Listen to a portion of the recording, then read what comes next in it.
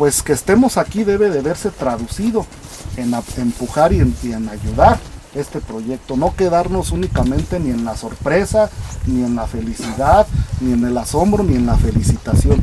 Ya hubo un esfuerzo previo para que esto diera y estuviera como hoy lo conocemos. Ahora hagamos dentro de nuestras posibilidades, que pues si unimos esfuerzos, son muchas por la calidad y la cantidad de personas que aquí estamos, y ayudemos. Ahí me decía Jico que una de las cosas, prácticamente la que le surge, y que además la vivimos hace un momento en carne propia, pues es el acceso a este bosque montaña de árboles de Navidad, que la verdad es que son menos de 1 kilómetro, 800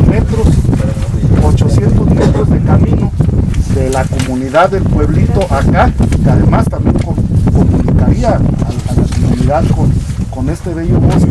Y yo creo que de 800 metros de acceso, 1 kilómetro de fuera, lo podemos resolver, mi estimado diputado federal, yo ya también desde el Congreso voy a hacer lo propio.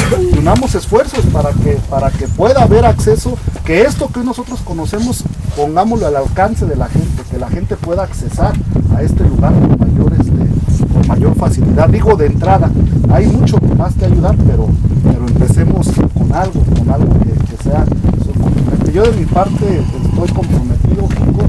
Hace 2 años me dijiste que tenías un bosque donde tenía que ver a esta naturaleza, que tenías arbolitos de Navidad, y hoy los veo y hoy estoy en este bosque. Pero además cerraría diciendo, esta experiencia exitosa, con todo la curva de aprendizaje que has tenido, hay que apoyar, pero no quedarnos aquí.